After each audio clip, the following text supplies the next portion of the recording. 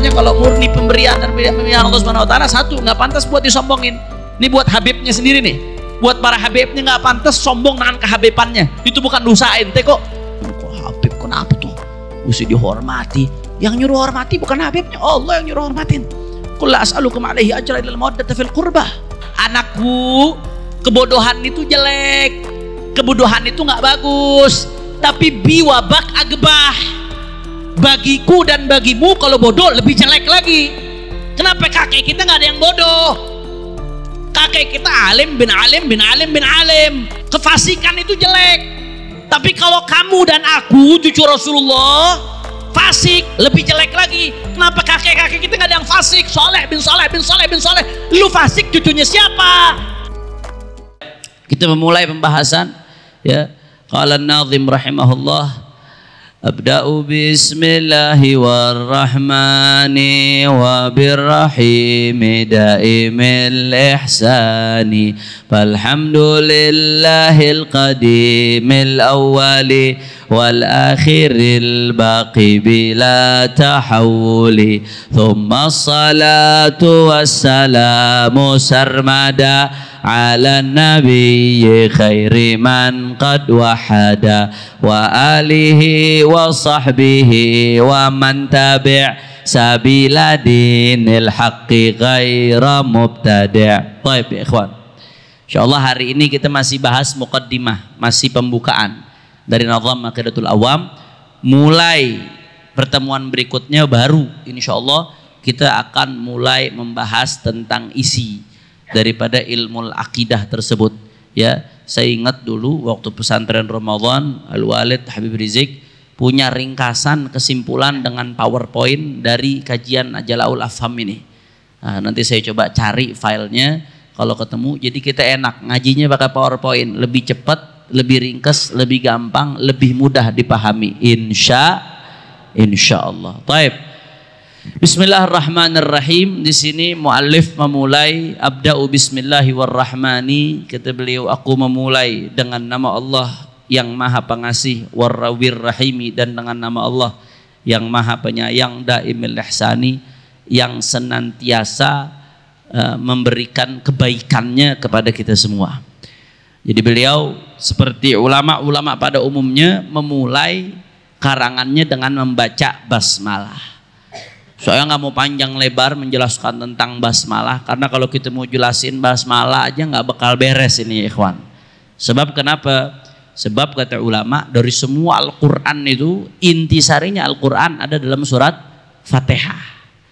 Dari semua yang ada di surat Fatihah, intisarinya ada pada basmalah.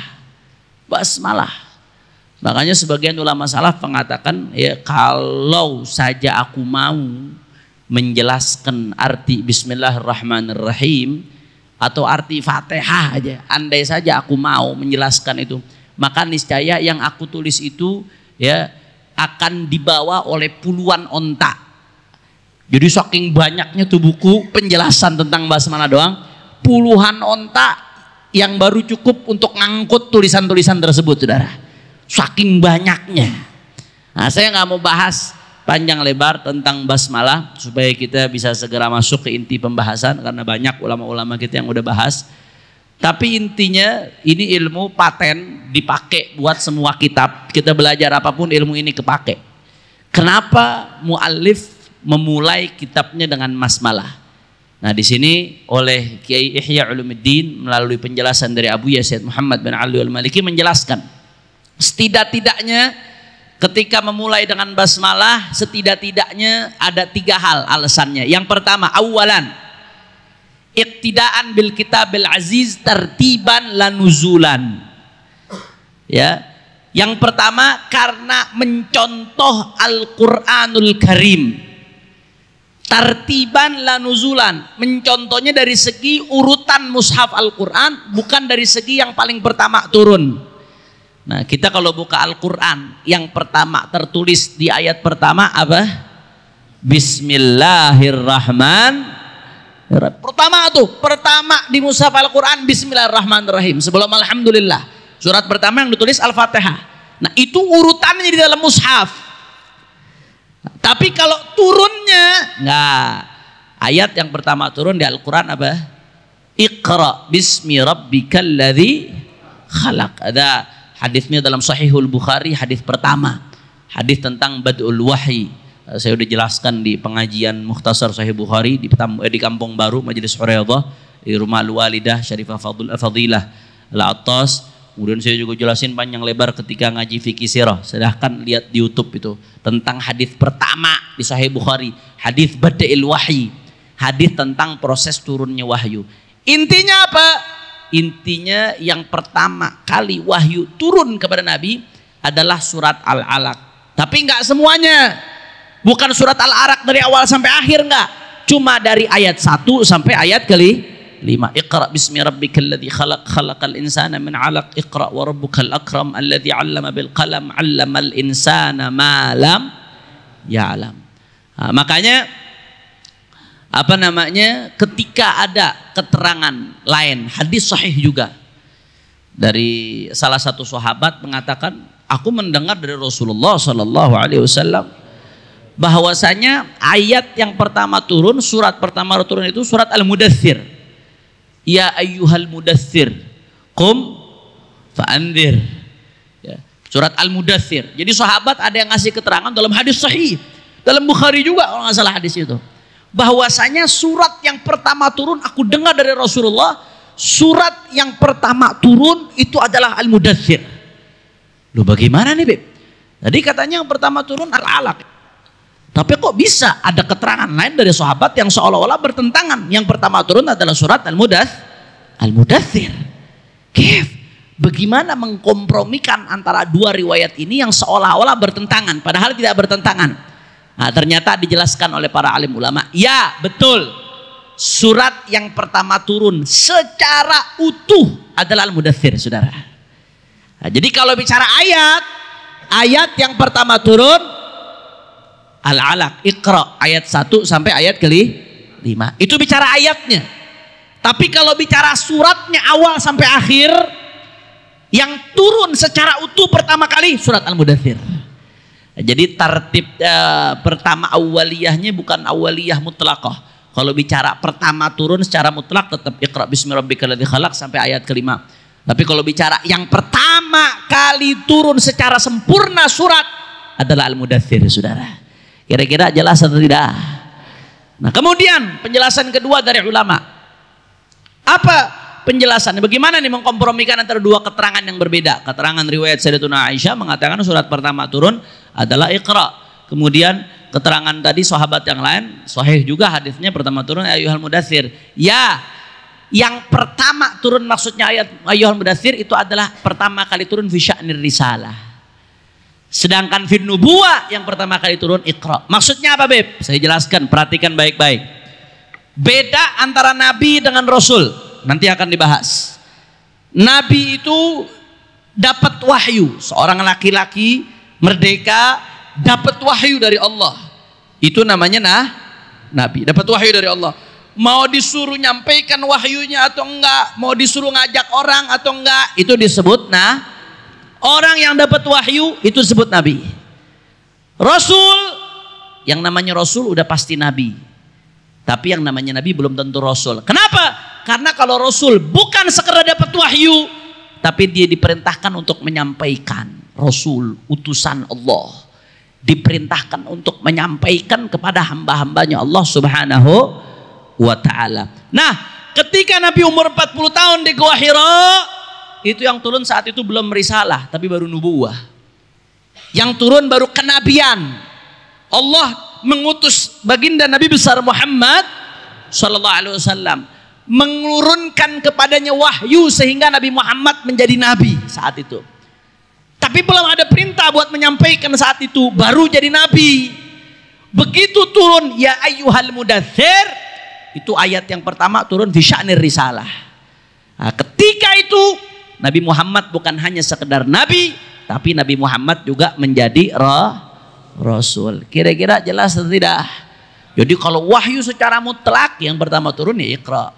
Tapi kalau wahyu yang turun fi sya'nir risalah menjelaskan bahwa Nabi sudah menjadi rasul yang wajib untuk menyampaikan, maka yang pertama turun adalah ya ayyuhal Mudaththir. Nah, para ulama semua ketika ngarang kitab, mereka mencantumkan di awal kitabnya Bismillahirrahmanirrahim. Apa alasannya? Tadi yang pertama, karena ngikutin Al-Quran.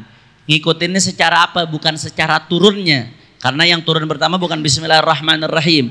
Yang turun pertama adalah Iqra. Tapi ngikutin Al-Quran secara urutannya di mushaf. Walaupun kalau kita buka kitab Al-Itqan fi Ulumil Quran karya Imam As-Suyuti, begitu pula Zubdatul Itqan yang ditulis oleh Abu Yazid Muhammad, atau Al-Qawaid Al-Asasiyah fi Ulumil Quran, ada juga pendapat, tapi bukan pendapat kuat. Pendapat yang mengatakan ayat yang pertama turun Bismillahirrahmanirrahim. Ada pendapat itu ya ikhwan. Ada juga pendapat yang mengatakan ayat pertama turun Al-Fatihah. Ada pendapat itu ada. Tapi pendapat yang paling kuat, yang pertama turun adalah Iqra bismi rabbikal ladzi khalaq. Kira-kira sampai sini jelas atau tidak? Faham atau tidak? Nah, jadi itu yang pertama alasannya. Kenapa memulai dengan basmalah iqtidaan bil kitabil aziz tertiban dan nuzulan. Kemudian yang kedua, amalan bima jaa 'anil nabi sallallahu alaihi wasallam, kullu amrin dhi balin la yubda'u fihi bi bismillahirrahmanirrahim fa huwa aqta' ay naqisun wa qalilul barakah wal khair. Nah, yang kedua alasannya apa? Alasan diturun pertama membaca memulai nazamnya dengan bismillah, ya, mengamalkan hadisnya Nabi Muhammad sallallahu alaihi wasallam. Karena Nabi ngomong dalam hadisnya kullu amrin dzibalin la yubda'u fihi bismillahirrahmanirrahim fa huwa aqta'. Setiap perkara yang dzibalin ini ayyuhtammu bihi syar'an, yang mendapat perhatian dari syariat, itu artinya dzibalin.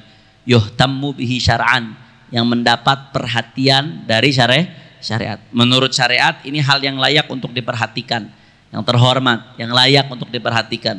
Nah, maka la yubda'u fi bismillah, perkara-perkara tersebut yang penting kalau nggak dimulai dengan bismillahirrahmanirrahim, maka fahuwa agta, maka dia terputus. Maksudnya terputus dari keberkahan. Kurang berkah. Berkahnya dikit. Qalilul barakah, qalilul khair, kebaikan jadi dikit. Nah, makanya kita mulai segala sesuatu yang penting, nah, jangan lupa kita mulai dengan bismillahirrahman. Tapi mesti cerdas juga. Ini saya sering sampaikan, ini hampir setiap pembukaan pengajian saya selalu sampaikan. Ya, bukan berarti segala hal kita mulai dengan bismillah, enggak. Bismillah itu pengucapannya punya hukum yang dirinci oleh ulama. Ada kalanya ngucapin bismillah wajib. Kapan ngucapin bismillah wajib? Kapan ngucapin bismillah wajib? Ayo, siapa yang tahu? Kapan ngucapin bismillahirrahmanirrahim hukumnya wajib? Fatihah kapan? Ketika sholat. Dalam mazhab Syafi'i hukumnya wajib mengucapkan bismillahirrahmanirrahim. Kalau orang sholat dalam mazhab Syafi'i nggak pakai bismillah, batal atau tidak? Batal.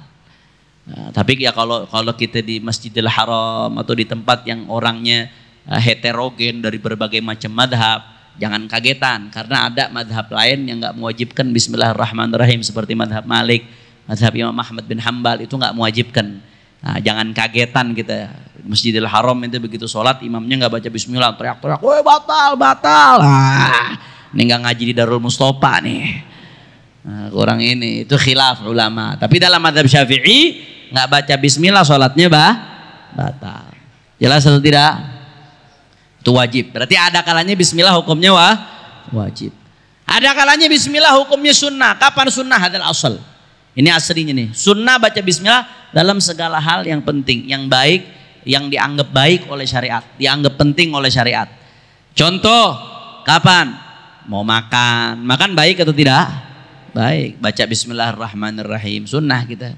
Ya, mau masuk masjid, baca bismillahirrahmanirrahim. Mau nulis kitab, nulis buku, nulis surat, baca bismillahirrahmanirrahim. Hukumnya apa? Sunnah. Ada kalanya baca bismillah hukumnya makruh. Kapan baca bismillah hukumnya makruh? Makruh artinya apa makruh? Kalau dilakukan tidak dapat dosa, ditinggalkan dapat pahala. Dilakukan tidak dosa, ditinggalkan dapat pahala. Ada kalanya baca bismillah makruh tuh. Justru kalau ente tinggalin ketika itu bismillah, ente niat tinggalin, anak nggak mau baca bismillah sekarang, malah dapat pahala. Kapan baca bismillah hukumnya makruh? Ketika mau melakukan sesuatu yang makruh. Contoh, ngerokok.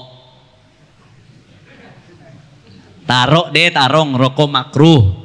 Walaupun banyak juga yang bilang ngerokok haram.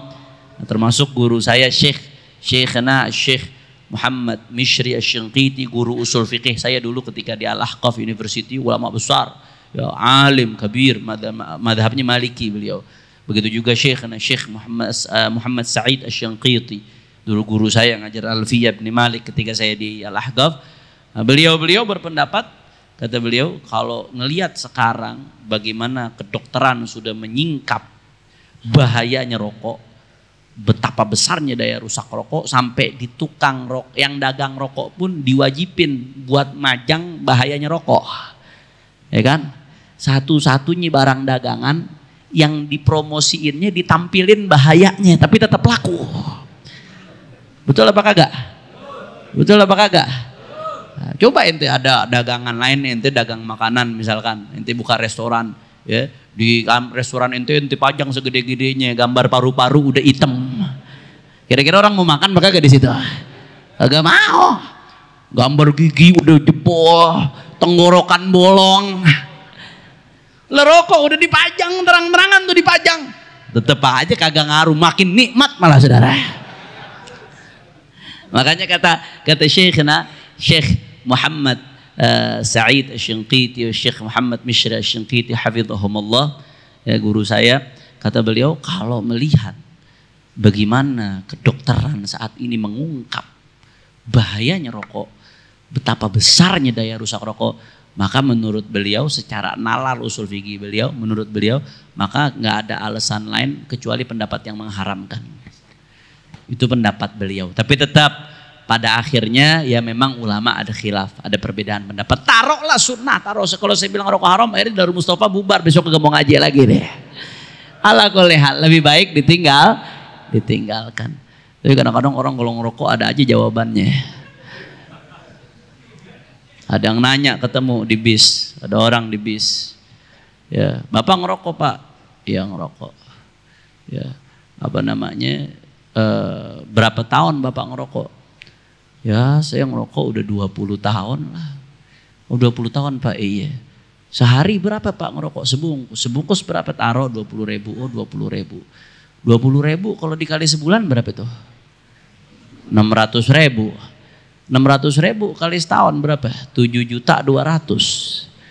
7.200.000 dikali 10 tahun berapa? 72 juta. 72 juta dikali 20 tahun berarti berapa? 140. Lu urusan duit cepet loh. 144 juta. Allah Pak, Bapak 20 tahun 144 juta dibakar lagi. Itu kalau Bapak nggak pakai buat rokok. Di bis nih, ketemu nih ngobrol di bis. Kalau Bapak nggak pakai itu buat ngerokok Pak, Bapak udah naik mobil nggak naik bis. Itu bisa beli Avanza second itu. Betul apa kagak? Bapak udah naik mobil. 20 tahun tuh Bapak beliin mobil, Bapak naik mobil nggak naik bis. Orang ngerokok cerdas-cerdas. Iya. Bapak ngerokok nggak? Enggak, saya nggak ngerokok. Lah Bapak naik bis.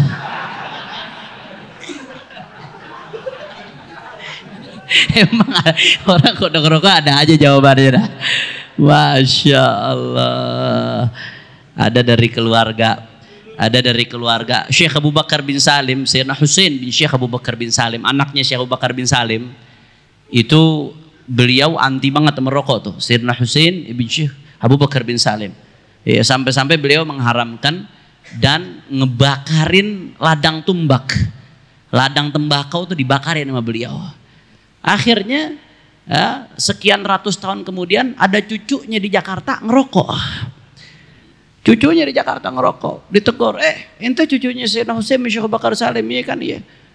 Njit ente ngaromin rokok, ngebakarin ladang tembakau, ente malah ngerokok. Iya, njit anak kaya, bisa ngebakar ladang tembakau. Anak nggak punya duit, anak bakar satu-satu jadinya. Emang orang udah ngerokok ada aja jawabannya dah. Allah, alhamdulillah. Ala kulli hal, rokok khilafnya antara makruh sama haram. Sebagian ulama mengatakan haram, banyak yang mengatakan demikian. Sebagian lagi mengatakan makruh. Seminim-minimnya makruh, seminim-minimnya makruh. Ditinggalin dapat pahala, dilakukan tidak anggaplah makruh, khilaf. Anggaplah makruh. Ya. Andai kata rokok makruh. Nah, orang mau ngerokok mikir, wah, gue ngerokok nih takut muka gue kurang bercahaya nih. Nah, mendingan sebelum merokok baca bismillahirrahmanirrahim. Nah, baca bismillah sebelum melakukan makruh hukumnya apa? Makruh. Baca bismillah sebelum melakukan yang makruh hukumnya jelas apa kagak? Jadi baca bismillahnya sendiri itu makruh hukumnya. Nah, makanya jangan pakai mau ngerokok nggak usah pakai baca bismillah udah. Nah, jelas atau tidak? Ada kalanya baca bismillah hukumnya haram. Ada kalanya baca bismillah hukumnya haram. Loh Beb, baca bismillah haram Beb. Haram baca bismillah Beb, ya haram. Kapan baca bismillah hukumnya haram? Bismillah nih zikir bisa jadi haram. Ini pentingnya kita ngaji nih. Supaya jangan kita ngelakuin sesuatu kita pikir baik ternyata ngejeblosin kita ke dosa. Allah murka. Kapan baca bismillah hukumnya haram? Kalau bacanya ketika pengen ngelakuin yang haram. Mau mabok. Mau nenggak. Begitu nenggak, ini karena mantan anak ngaji, bodoh.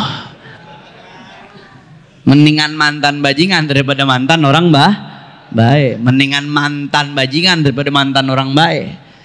Apa namanya, gara-gara mantan ikut pengajian, ya Allah ya Rabb, alangkah rahman rahimnya engkau ya Allah, maka aku tenggak minuman keras ini dengan menyebut namamu ya Allah.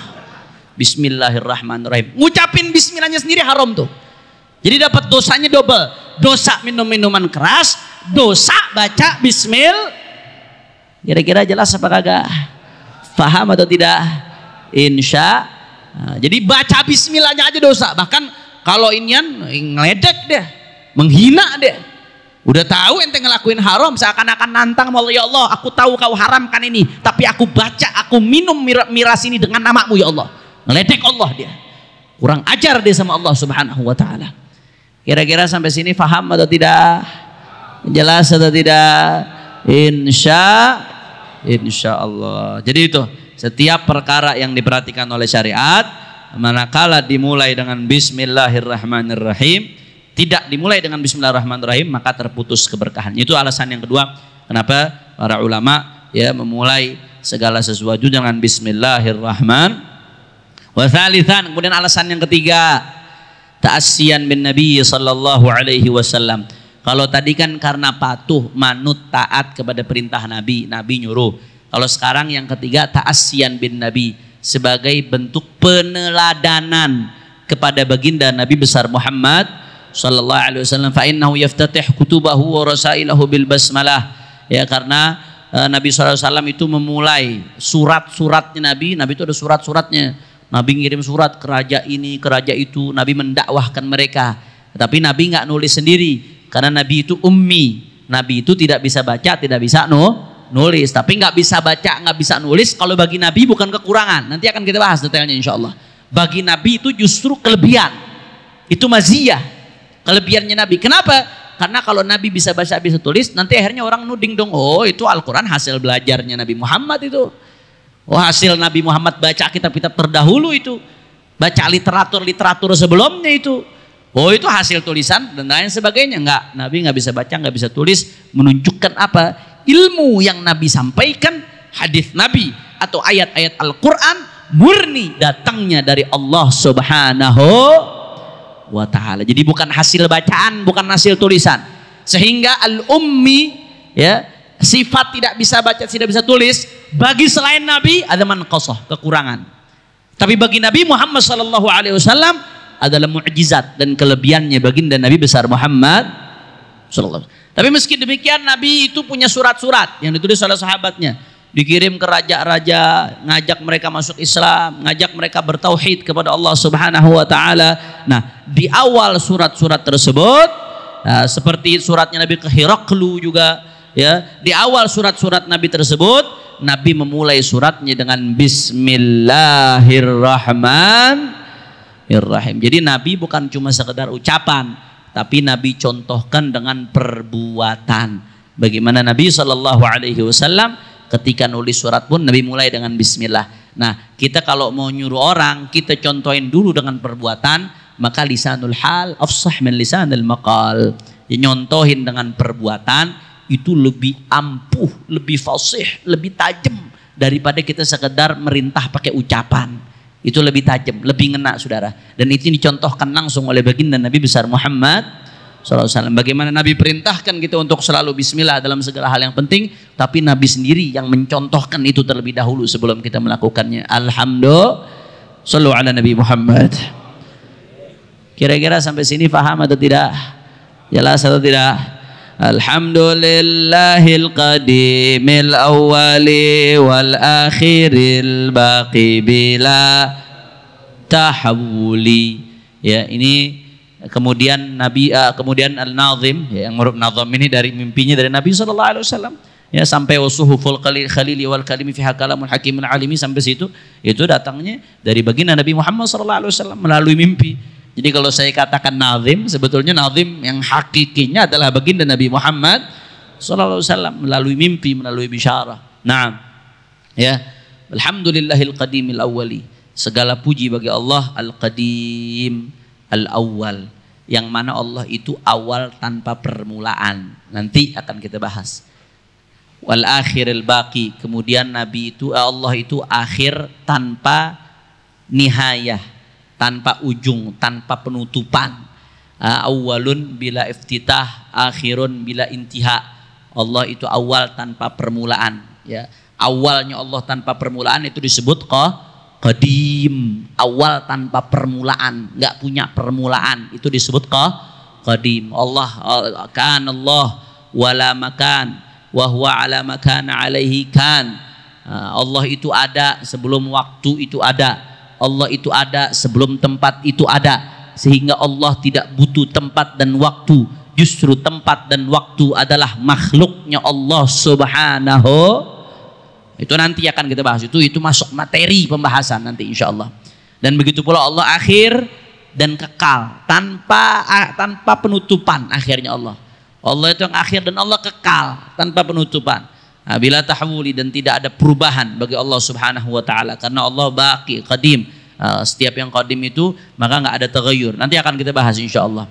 Jadi kemudian di sini, ya, Allah Subhanahu wa taala, ya, kemudian di sini mohon maaf nazim yang memiliki nazam Aqidatul Awam ini, beliau melanjutkan dengan alhamdulillahi rabbil. Setelah basmalah beliau mengucapkan alhamdulillah. Kenapa? Amalan biqauli sallallahu alaihi wasallam, kullu kalamin la yubda'u fihi bilhamdilillah fahuwa ajdam. Ini hadis riwayat Abu Daud. Setiap, ya, kalam yang tidak dimulai dengan alhamdulillah fahuwa ajdam, maka dia adalah juzam. Apa juzam namanya? Penyakit lepra. Apa juzam? Dia seperti orang punya penyakit lepra, artinya tidak sempurna, cacat, artinya nggak sempurna. Naqisul barakah, kurang keberkahannya, kurang kebaikannya, sama seperti basmalah. Makanya dikombinasikan antara dua perintah tersebut, basmalah dengan walhamdulillahi rabbil, artinya dua-duanya. Yang nggak dimulai dengan basmalah, nggak dimulai dengan alhamdulillah, kurang barakah. Dan yang penting juga ya ikhwan, ya, kita segala sesuatu kita disuruh mulai dengan basmalah, kita disuruh mulai dengan alhamdulillah. Ini sebenarnya buat memantapkan hati kita bahwasanya tidak ada sesuatu kecuali dengan kehendak Allah Subhanahu wa taala. Ini mantepin hati kita sebenarnya. Kita mau makan nih, bismillahirrahmanirrahim. Secara nggak langsung tuh kita disuruh ingat sama Allah. Ya Rabb, aku makan ini rezekinya Engkau yang berikan ya Allah. Mulutku bisa menelan, ini rezeki darimu ya Allah. Aku bisa merasakan rasa manis, pahit, pedas, asin, asam, ini darimu ya Allah. Perutku bisa memproses makanan sampai jadi kotoran, bisa keluar dengan lancar tanpa hambatan, ini darimu ya Allah. Aku masih bisa bernapas sehingga aku bisa makan detik ini darimu ya Allah. Sehingga kita sadar siapa kita tanpa Allah. Siapa kita mau lupa sama Allah? Siapa kita mau ujub, mau berbangga diri? Sedangkan semuanya datang dari Allah. Apa yang mau kau banggakan dari dirimu? Maka segala sesuatu yang kau lakukan, segala tindak tandukmu, segala langkahmu, segala detak-detikmu, semuanya kembali kepada Allah. Dan sudah sepatutnya kau mengucapkan Alhamdulillah, bersyukur atas apa yang diberikan oleh Allah Subhanahu wa ta'ala. Kira-kira jelas atau tidak?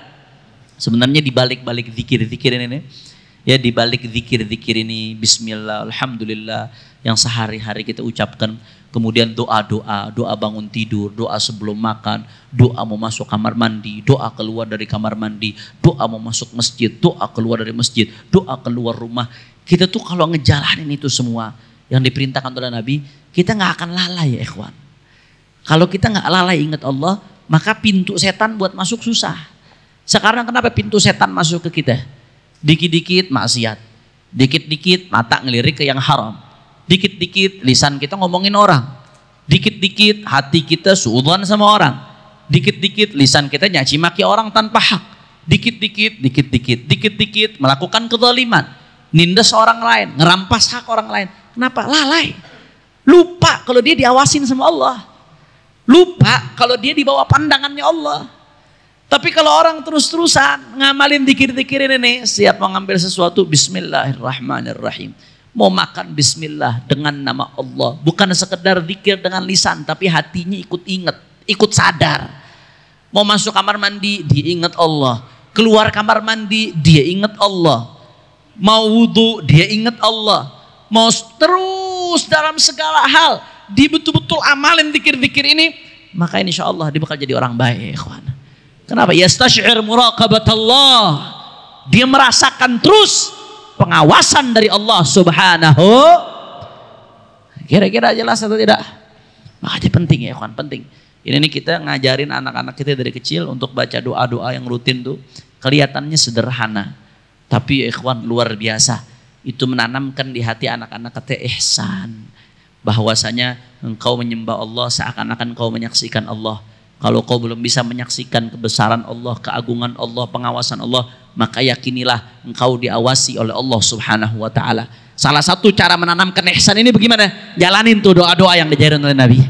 Jalanin sambil tahu artinya, sambil direnungin artinya. Itu akan menanamkan ihsan, menanamkan bahwasanya kita terus dalam pengawasan Allah Subhanahu wa ta'ala. Kemudian yang kedua, tadi yang pertama alasan kenapa musannif dan ulama-ulama lainnya sama, ini ilmu paten, di setiap kitab pasti dipakai.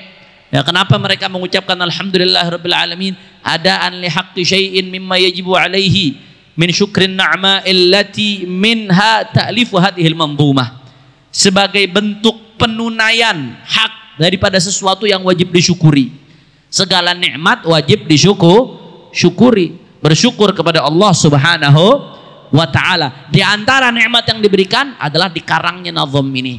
Ini nikmat besar dari Allah buat muallif dan buat kita umat Islam, umatnya baginda Nabi Muhammad sallallahu alaihi wasallam. Maka udah siokianya beliau mengucapkan alhamdulillah, segala puji dan syukur hanya bagi Allah Subhanahu wa ta'ala. Kemudian yang ketiga ya ikhwan, thumma salatu wassalamu sarmada ala nabi khairi man qad wahada wa alihi wa sahbihi wa man tabi' sabila dinil haqqi ghaira mubtadi'. Kemudian yang ketiga, muallif bersolawat serta salam sarmada aida iman, senantiasa.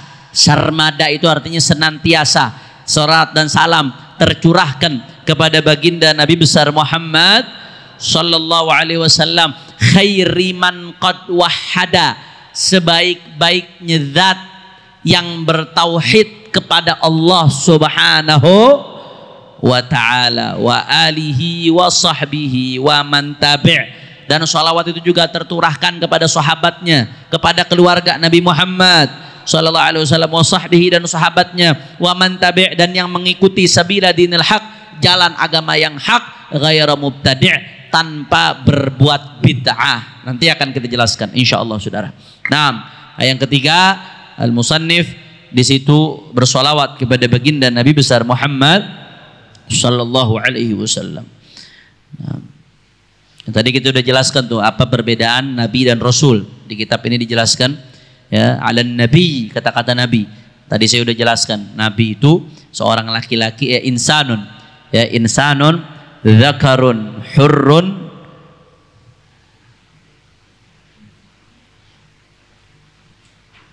Naam, insanun dzakarun hurrun uhiya ilaihi bi syar'in sawa'un umira bi tablighihi am la, fa in umira bidzalika fa rasulun aidan fa nabiyyu a'am min ar-rasul. Ya, nabi itu adalah insan dzakarun hurrun. Apa definisi nabi? Yang pertama insan. Ini mesti paham gitu nih. Nabi itu definisinya nabi insanun, manusia. Berarti bisa nggak nabi dari kalangan binatang? Mungkin nggak ada nabi dari kalangan binatang? Nggak mungkin. Mungkin nggak ada nabi dari kalangan jin? Nggak mungkin. Mungkin nggak ada nabi dari kalangan malaikat? Nggak mungkin. Yang namanya nabi pasti dari kalangan manusia. Ini pentingnya nih kita bahas nih. Kemudian zakarun, insanun zakarun, manusia zakar, laki-laki. Nah, makanya yang namanya nabi itu pasti laki lah.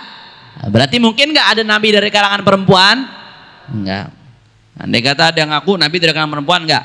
Menurut jumhur ulama, Rasulullah mengatakan nggak mungkin nabi dari kalangan perempuan. Nah, yang disebutin di Al-Quran tuh perempuan-perempuan, Sayyidatuna Maryam, ya Sayyidatuna, banyak di Al-Quran disebutin perempuan-perempuan salehah. Nah, mereka bukan nabi, tapi mereka adalah perempuan-perempuan salehah. Hurun, yang ketiga merdeka. Nah, berarti nggak mungkin nggak nabi dari kalangan budak? Nggak mungkin. Nah, jadi definisinya nabi insanun dzakarun hurun, seorang manusia laki-laki merdeka. Itu tuh kriterianya nabi tuh. Uhiya ilaihi bisyar'in, diberikan kepadanya wahyu berupa syariat, diturunkan kepadanya wahyu berupa syariat. Sawa'un umira bitablighihi amla, baik diperintahkan untuk menyampaikan atau tidak. Nah, jadi yang namanya nabi pokoknya dapat wahyu. Urusan disuruh nyampein atau tidak urusan belakangan, yang penting dapat itu namanya nabi. Nah, fa'in umira bidzalik, tapi kalau diperintahkan untuk menyampaikan farasul, maka berarti dia adalah rasul. Berarti yang membedakan nama nabi sama rasul apa ya? Nabi nggak diperintahkan untuk menyampaikan, nggak harus diperintahkan untuk menyampaikan, nggak peduli ke sisi itu, pokoknya dapat wahyu. Tapi kalau rasul diperintahkan untuk menyampaikan. Berarti fan nabi wa'am minar rasul. Nabi lebih umum dari rasul. Maksudnya lebih umum apa ya? Setiap rasul udah pasti nabi, tapi setiap nabi belum tentu rasul. Nanti ini insya Allah akan kita bahas detailnya, berapa nabi, berapa jumlah rasul ya yang mesti diimanin dan lain sebagainya. Nanti akan kita bahas pada pembahasannya insya Allah. Jelas atau tidak? Nah, paham ya? La ilaha illallah. Nabi pasti laki-laki itu. Makanya Allah di Al-Quran mengatakan wa ma arsalna qablaka illa rijalan nuhi ilaihim. Allah berkata dalam surat Anbiya, wa ma arsalna qablaka, tidaklah kami utus sebelum engkau wahai Muhammad illa rijalan, kecuali para laki-laki. Kecuali para laki-laki. Jadi definisi ini dalilnya dari Al-Quran. Karena Allah yang mengatakan yang diutus sebelum engkau wahai Muhammad adalah laki-laki. Nuhi ilaihim, kami berikan wahyu kepada mereka. Makanya yang namanya nabi pasti laki-laki. Wa alihi, salawat kepada nabi, wa alihi, dan kepada para keluarganya. Nah, keluarga ini kalau dikatakan keluarga nabi, siapa yang dimaksud keluarga nabi tergantung konteksnya apa. Kalau konteksnya bicara tentang keutamaan atau konteksnya bicara tentang zakat, fi maqamiz zakah, maka yang dimaksud adalah keluarga nabi menurut Imam Syafi'i adalah Bani Hashim dan Bani Muttalib. Jadi haram menerima zakat tuh menurut pendapat yang utama dalam madzhab Syafi'i, walaupun ulama mutaakhirin nanti berdebat lagi. Kalau emang susah mereka nggak dapat khumsul khumus, itu pembahasannya saya nggak mau bahas pada kesempatan kali ini karena bukan tempatnya buat bahas ini. Tapi intinya ya menurut pendapat yang kuat yang awal, keluarga Nabi haram terima zakat. Itu dari Nabi, itu ada hadisnya. Nah, siapa yang dimaksud keluarga Nabi di sini? Kata Imam Syafi'i Bani Hashim sama Bani Muttalib. Semua keturunannya Hashim, Hashim kakeknya Nabi. Ya, Abu Khairul Haqif Majib, Abu Abdullah Abdul Muttalib Hashimun, Hashim. Nah, semua keturunannya Hashim dan semua keturunannya Muttalib, nah, itu semuanya haram nerima zakat. Paham atau tidak? Nah, itu yang dimaksud keluarga Nabi. Ini kalau bicara konteksnya tentang zakat. Tapi kalau makomnya makom doa, kalau bicara tentang doa, ya, bicara tentang doa ketika sholawat, ini sholawat bagi keluarga Nabi adalah doa supaya Allah turunkan rahmat kepada mereka. Nah, kalau konteksnya konteks doa, siapa yang dimaksud? Di sini Abu Yazid Muhammad bin Ali al-Maliki menjelaskan al-murad bihi fi maqamid doa kama huna kullu mu'minin taqi. Setiap orang yang beriman, yang bertakwa kepada Allah Subhanahu wa taala itu dapat pahala dari sholawatnya semua makhluk kepada baginda Nabi besar Muhammad sallallahu alaihi wasallam dan keluarganya Nabi Muhammad, saudara. Nah, tapi kullu mu'minin taqi, setiap yang beriman dan bertakwa. Makanya orang kalau udah bertakwa tuh makomnya bakal terus naik. Karena kenapa? Karena setiap orang sholawat nyebut alun Nabi, keluarga Nabi, dia dapat, saudara. Makanya rugi kalau seorang mukmin nggak bertakwa, nggak dapat. Tapi kalau orang bertakwa, ngejaga betul-betul takwa, dijauhi larangan Allah, dijalankan perintah Allah, setiap ada yang sholawat alan Nabi wa alan Nabi kepada keluarga Nabi, setiap mukmin yang bertakwa dia dapat bagiannya, saudara. Dalilnya apa, Beb? Dalilnya hadis Nabi riwayat Imam Tabrani dalam Mu'jizah Ausat. Nabi SAW ditanya, man alu Muhammad? Faqala Nabi SAW, alu Muhammad kullu taqi. Ya Rasulullah, setiap keluarga Nabi Muhammad? Keluarga Nabi Muhammad adalah kullu mu'minin taqi, setiap orang beriman yang bertakwa kepada Allah Subhanahu. Kira-kira jelas apa kagak? Cuman jangan pulang dari sini ngaku cucunya Nabi gara-gara dengar hadis ini. Beb, saya keluarganya Nabi nih, Beb. Kenapa? Kata Habib Hanif, setiap mukmin yang bertakwa keluarga Nabi. Anda kan keluarga Nabi, berarti bertakwa. Saya Habib dong, pret. Itu lain konteks lagi tuh. Jangan salah paham, kalau itu urusan nasab. Kalau nasab itu murni pemberian Allah Subhanahu wa ta'ala. Nggak ada Habib Muhsin waktu di perut ibunya nggak pernah ngisi formulir buat jadi alatos, nggak pernah. Saya nggak pernah, Habib Hamid nggak pernah ngisi formulir buat jadi Al-Hamid, nggak ada. Itu murni pilihan dan pemberian Allah Subhanahu wa taala. Makanya kalau murni pemberian dan pilihan Allah Subhanahu wa taala, satu, nggak pantas buat disombongin. Ini buat Habibnya sendiri nih. Buat para Habibnya nggak pantas sombong dengan kehabibannya. Itu bukan dosa ente kok. Bukan dari upaya ente kok. Itu dari Allah Subhanahu wa taala kok. Itu yang pertama. Dan yang kedua, para Habib itu dapat gelar Habib bukan buat bangga-banggaan, tapi justru menjadi pecutan bagi dia untuk melanjutkan perjuangan kakeknya, untuk bisa meniru akhlak kakeknya Sayyidina Muhammad sallallahu alaihi wasallam, meniru datuk setuknya salafun salih. Makanya kalau ada Habib bodoh, nggak tahu ilmu, itu malunya double. Ada seorang salafun salih, Sayyidina Ja'far Shadiq wala siapa, mengatakan, ya waladi al jahlu gabih bi wabak agbah. Anakku, ini salah satu cucu Rasulullah nih ngomong sama anaknya, anakku, kebodohan itu jelek, kebodohan itu nggak bagus, tapi biwabak agbah, bagiku dan bagimu kalau bodoh lebih jelek lagi.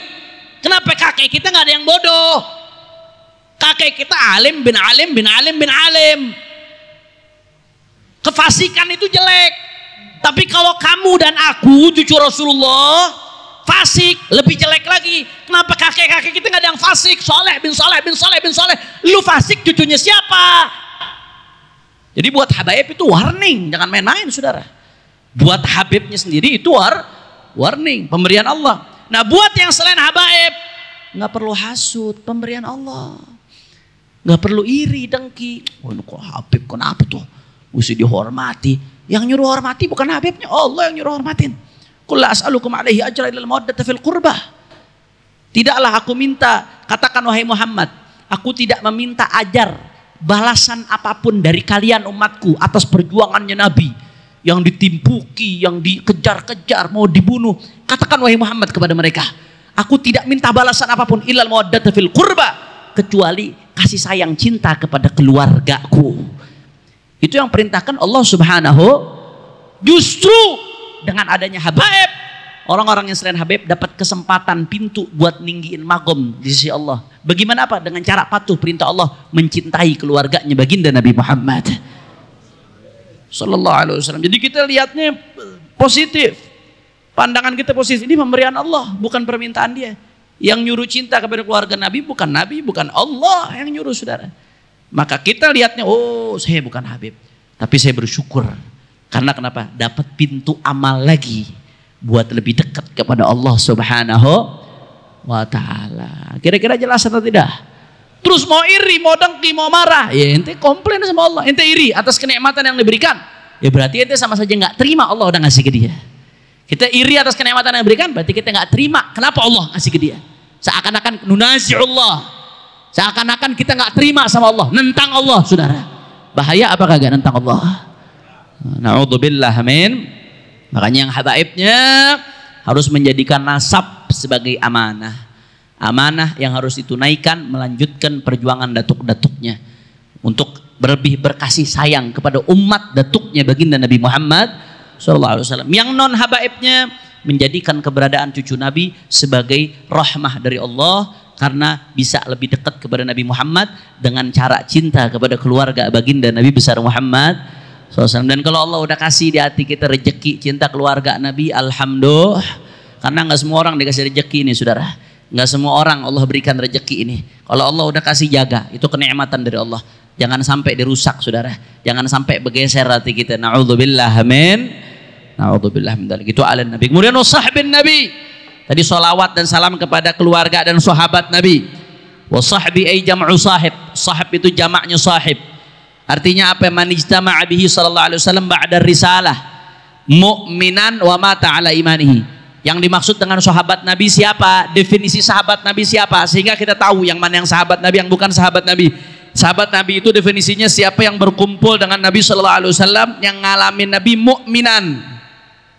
Ya, dalam keadaan beriman ba'da risalah, setelah Nabi diutus menjadi rasul. Siapa yang kumpul bersama Nabi, arti ketemu dengan Nabi, ya, setelah Nabi diutus menjadi rasul, kumpulnya apa? Mu'minan, dalam keadaan beriman, wa mata ala imanihi, dan tetap meninggal dunia dalam keadaan beriman. Nah, pertanyaannya, berarti kalau melihat definisi ini, berarti orang yang ngalamin Nabi, ketemu Nabi, ya, seperti Abu Jahal, Abu Lahab, ketemu Nabi apa kagak? Ketemunya Nabi setelah diutus atau bukan? Setelah diutus ketemu, sebelum dan sesudah. Tapi mereka disebut sahabat atau tidak?